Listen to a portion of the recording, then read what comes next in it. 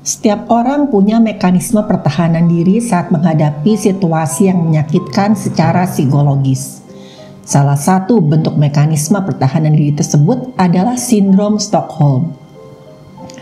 Penderita sindrom Stockholm biasanya akan bersimpati atau bahkan jatuh cinta pada orang-orang yang berbuat jahat pada mereka. Contohnya adalah kasus ini. Ada seorang perempuan yang berhasil bebas setelah dilarikan secara paksa oleh dua orang laki-laki, tapi akhirnya si perempuan ini malah bersimpati pada para pelakunya. Perempuan ini bersikeras kalau para pelaku ini bukan orang jahat dan dia sama sekali tidak disakiti. Padahal dari pemeriksaan ada tanda kekerasan yang jelas di tubuh si perempuan ini. Kasus yang terjadi di luar negeri ini jadi salah satu contoh bahayanya satu trauma psikologis jika tidak tertangani dengan benar.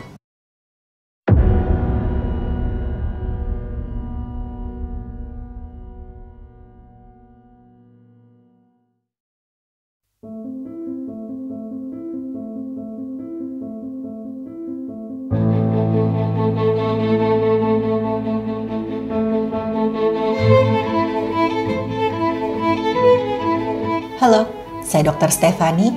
Saya seorang dokter spesialis forensik dan saya melihat apa yang tidak semua orang lihat.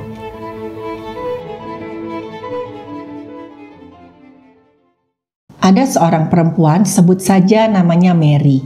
Mary ini umurnya sudah 30 tahun dan dari kecil Mary dijuluki Tuan Putri oleh teman-temannya.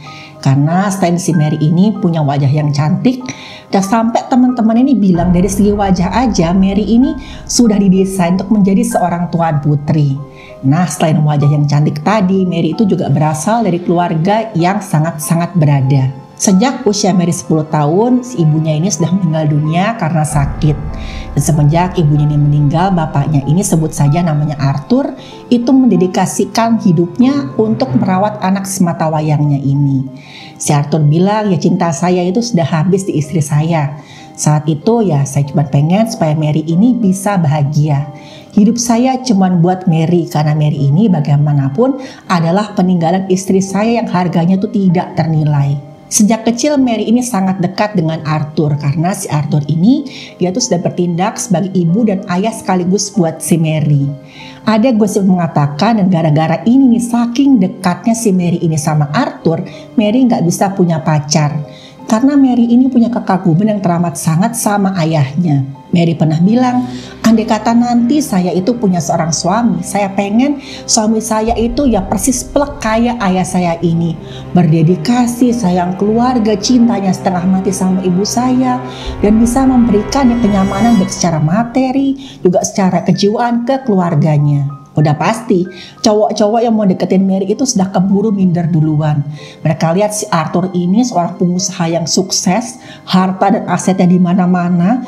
Terus juga si Mary ini, si Tuan Putri ini diperlakukan dengan segitu istimewanya. Akhirnya cowok-cowok yang mau mendekati Mary ini akhirnya mundur teratur.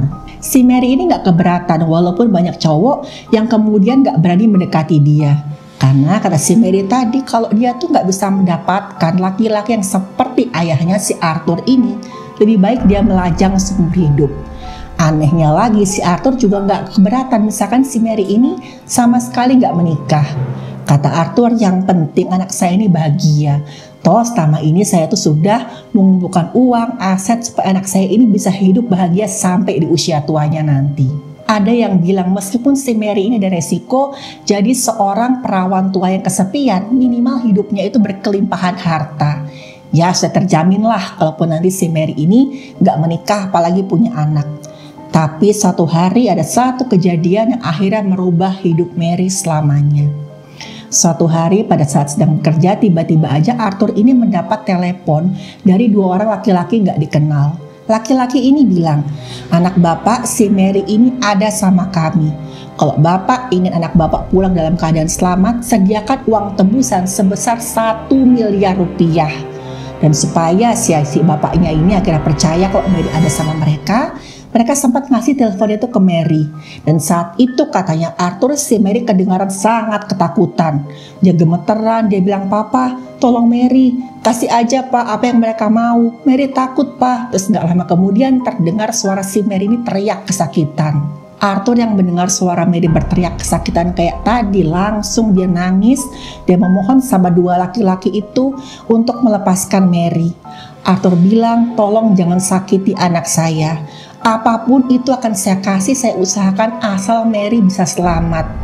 Dan dua laki-laki tadi yang menyembunyikan Mary tetap memaksa meminta uang.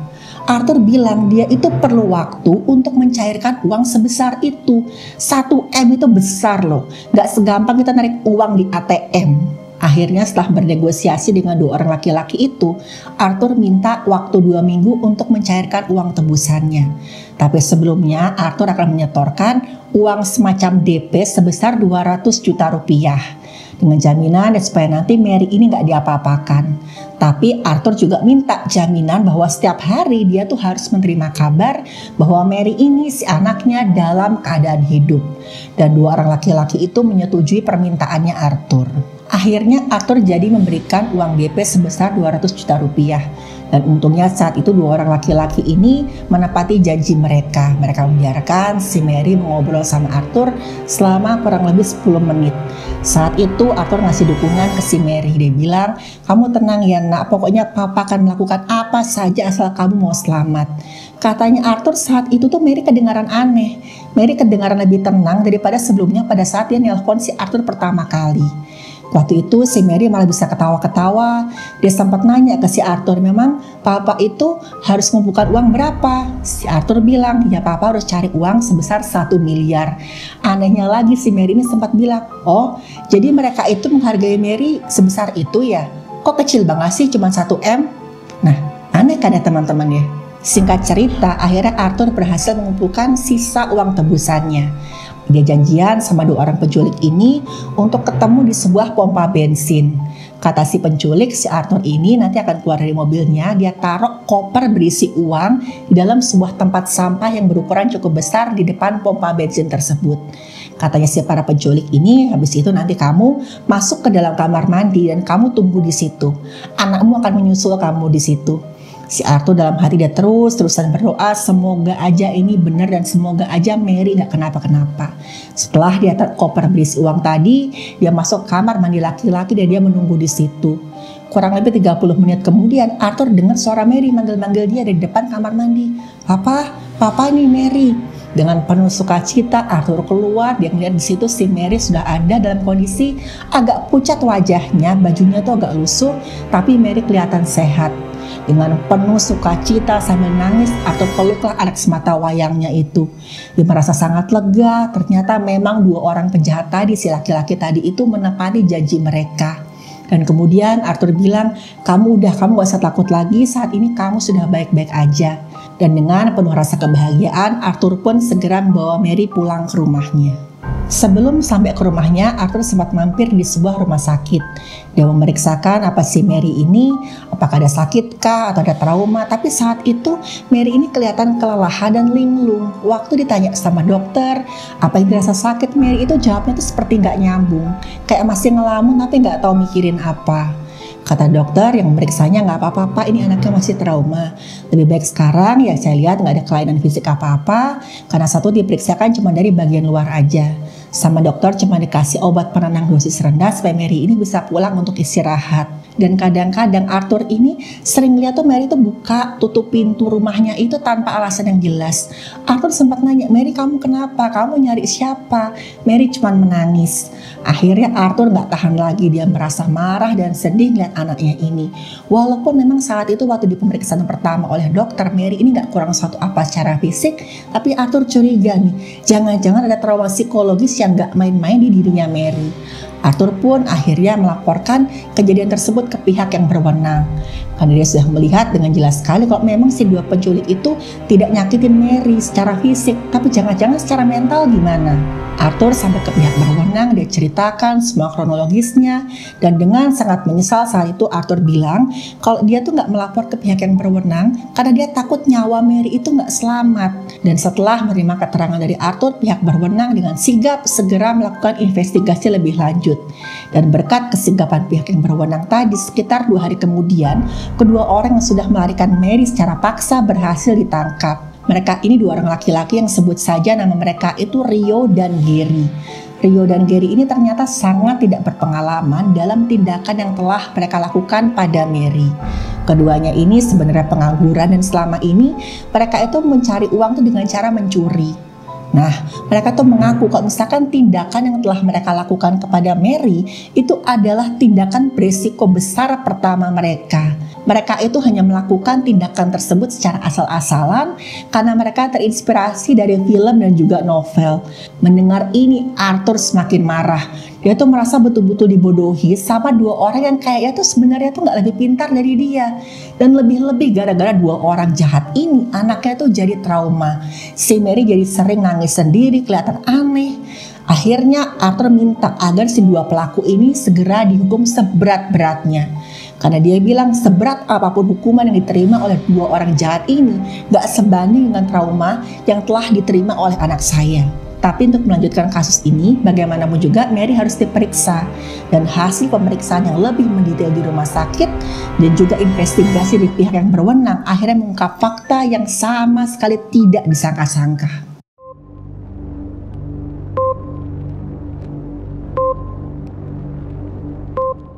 Waktu dimintai keterangan oleh pihak yang berwenang, Mary ini sangat tidak kooperatif. Mary selalu bilang, buat apa sih saya ditanya-tanya lagi? Kan kasusnya sudah selesai. Saya nggak mau menjawab pertanyaan apapun itu. Tapi setelah Mary ini dibawa ke seorang dokter untuk diperiksa lebih lanjut, dokter ini menemukan banyak sekali kejanggalan. Yang pertama, waktu Mary ini cerita, dia selalu menegaskan kalau apapun yang saya alami, saya yakin Rio sama Gary itu kedua orang yang telah melarikan saya secara paksa, mereka tuh orang yang baik. Mereka berdua itu selalu memperlakukan saya dengan baik selama saya dalam masa penahanan. Mary ini menceritakan bagaimana kronologi ketika dia dilarikan secara paksa. Jadi hari itu si Mary sedang ada di rumah sendirian dan sedang mandi, dan tiba-tiba aja si Rio sama Gary ini masuk ke dalam rumahnya. Nah, mereka berdua itu masuk ke kamar mandi, tapi saat mereka lihat saat itu Mary dalam keadaan tidak berbusana, mereka sempat bilang, "Oke, saya kasih kamu waktu untuk berpakaian dulu, dan setelah itu kamu ikut kami." Kata si Mary, mereka berdua itu sama sekali gak melakukan tindakan yang gak senonoh. Mereka berdua tuh menghargai saya, menghargai kehormatan saya sebagai seorang perempuan. Kata Mary, ya saat itu memang mereka itu mengancam akan menghabisi saya kalau sampai saya berteriak minta tolong. Tapi cuma itu aja kok, mereka sama sekali gak menyakiti saya. Setelah itu, setelah Mary berpakaian, mereka minta si Mary ini menutup matanya menggunakan sebuah kain. Setelah itu, mereka tuh menutup mata Mary dengan sebuah kain. Kemudian yang Mary rasakan itu mereka masuk ke dalam sebuah mobil, dan gak lama kemudian mobil itu berkendara kira-kira itu sekitar 30-45 menit. Nah, akhirnya Mary sampai ke sebuah gudang terbengkalai, dan di situ dia diminta untuk menghubungi si ayahnya, si Arthur tadi, untuk mengatakan bahwa dia diambil paksa oleh kedua orang ini dan minta supaya si Arthur mau mengikuti keinginan Rio dan Gary. Waktu dokter pemeriksanya si Mary ini mulai yang mengorek-ngorek keterangan lebih banyak lagi selama dalam masa penahanan oleh Rio dan Gary itu, kamu diapakan aja? Kamu disakiti nggak? Mary terus-terusan berkata tidak.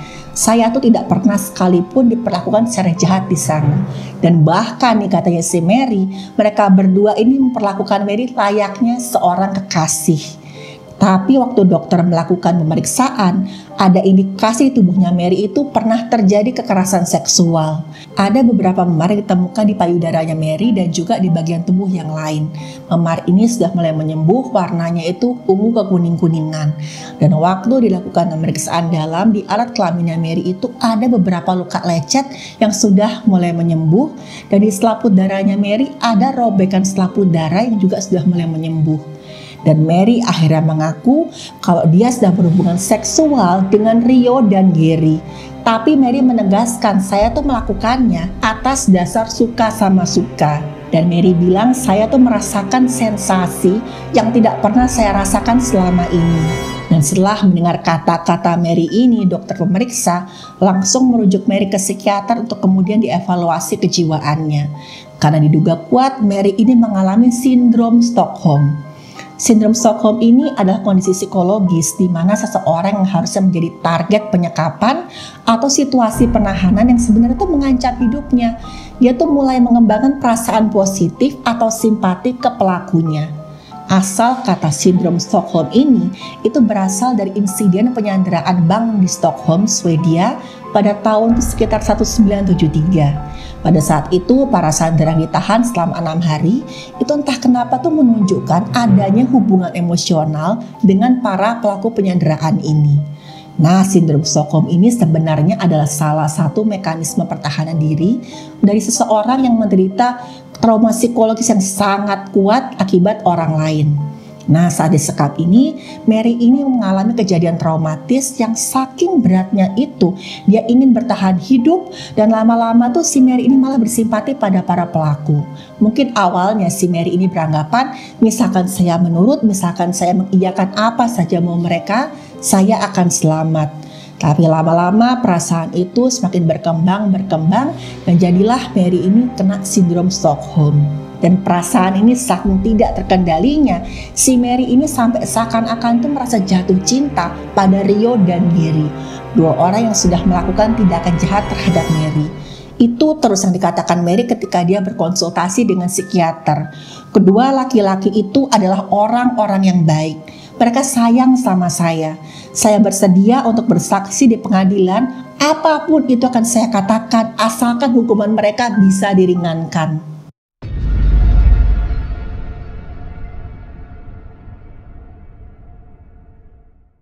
Karena melihat kondisi kejiwaan Mary yang gak stabil, akhirnya pihak pengadilan tidak mengajukan Mary sebagai saksi. Dokter dan psikiater yang memeriksa Mary menjadi saksi ahli terkait kondisi kejiwaannya Mary. Rio dan Gary pun mengakui semua perbuatan mereka. Mereka bilang mereka tuh sudah mengintai keluarganya si Mary ini selama berbulan-bulan. Mereka hafalkan rutinitas Arthur sama Mary setiap harinya seperti apa. Kapan Arthur berangkat kerja, kapan Mary pergi, kapan Arthur pulang kerja. Dan akhirnya mereka melihat ada satu kesempatan untuk membawa Mary secara paksa. Waktu Rio dan Gary ini membawa Mary secara paksa, tadinya itu mereka cuma ingin mendapat uang tebusan. Tapi saat mereka berada di gudang tersebut, mereka cuma bertiga, mereka lihat Mary dalam keadaan tidak berdaya. Timbullah keinginan mereka untuk melakukan tindakan tidak senonoh ke Mary. Mereka memaksa Mary untuk mau melayani mereka berdua. Dan jika Mary ini tidak mau melayani mereka, maka Mary akan dihabisi nyawanya. Dan gara-gara tindakan mereka ini akhirnya Rio dan Gary dijatuhi hukuman selama 12 tahun penjara berdasarkan undang-undang yang berlaku. Mary ini akhirnya diizinkan untuk ikut di persidangan pada saat pembacaan vonis dari hakim. Tujuannya sih sebenarnya supaya Mary ini bisa berpikir jernih. Mary bisa melihat bagaimana si Rio dan Gary ini memperlakukan dia secara nggak layak dan Rio sama Gary ini memang pantas mendapatkan hukuman. Tapi saat hakim menjatuhkan vonis, Mary ini malah langsung menangis histeris, dia teriak-teriak. Dia bilang nggak seharusnya mereka dihukum seberat itu. Mereka tuh bukan orang yang jahat. Saya yang salah, saya yang seharusnya dihukum. Bebaskan mereka. Mary ini terus-terusan teriak-teriak. Dia juga meminta maaf pada si Rio dan Gary. Waktu ngeliat Rio sama Gary, si Mary ini teriak-teriak, saya minta maaf gara-gara saya tuh kalian dihukum. Maafkan saya, maafkan saya. Tapi ironisnya Gary sama Rio ini sama sekali gak kelihatan terharu, apalagi tergerak melihat Mary. Mereka itu malah kelihatan ketakutan dan gak mau melihat ke arah si Mary sama sekali. Bahkan nih si Rio itu sempat kasih tanda ke si Gary. Perempuan itu tuh gak waras ya. Dan Arthur saat itu sangat merasa marah dan malu melihat kelakuan anaknya. Dengan perasaan campur aduk, akhirnya si Arthur ini memaksa Mary untuk ikut pulang dan kemudian dia kurung Mary di kamarnya. Tapi saat di rumah itu bukannya tambah sembuh, si Mary ini malah semakin menjadi-jadi. Mary ini menolak makan dan minum sama sekali. Dia bilang, saya tidak akan makan dan minum apapun sampai saya diizinkan untuk bertemu dengan Rio dan Gary. Saya mau minta maaf langsung ke mereka. Saya memohon kepada hakim untuk membebaskan mereka. Karena nggak tahan melihat kondisi anaknya, akhirnya si Arthur ini memutuskan kayak si Mary ini harus dirawat di rumah sakit jiwa. Tapi sayangnya sebelum si Arthur ini sempat bawa Mary ke rumah sakit jiwa, Mary itu keburu kehilangan nyawanya dengan cara yang sangat tragis. Suatu pagi tiba-tiba aja Arthur ini menemukan si Mary dalam keadaan tubuhnya sudah kaku, dan di samping tubuhnya Mary itu ada sebotol cairan pembersih lantai. Mary sudah mengakhiri nyawanya sendiri dengan minum cairan pembersih lantai. Di samping tubuhnya Mary itu ada sebuah surat, di mana di situ ada tulisan tangannya Mary. Dan tulisan itu berbunyi, "Saya mohon maaf atas semua kekacauan yang telah saya buat. Saya itu lebih baik gak hidup lagi ketimbang harus melihat orang-orang yang saya cintai dihukum secara tidak adil. Jadikan jiwa saya ini sebagai penebus hukuman untuk Rio dan Jerry." Buat teman-teman yang punya trauma psikologis, saya ingin berpesan, jangan biarkan perasaan bersalah, malu, atau keterikatan emosional gak sehat itu menghalangi langkah-langkah kalian untuk memegang kendali atas hidup kalian sendiri. Hidup kalian berada dalam kendali kalian. Dan jangan takut untuk mencari bantuan psikologis yang kita butuhkan. Setiap orang itu punya nilai-nilai, hak serta martabat yang wajib dihormati oleh sesama. Kita semua punya kekuatan untuk melangkah maju, memulihkan diri, dan juga mendapatkan kebahagiaan yang layak. Kalian tidak sendirian, dan kalian semua berhak mendapatkan perlindungan, dukungan, dan kesempatan untuk memulai hidup yang lebih baik. Terima kasih sudah menonton video saya. Silahkan like, share, dan subscribe.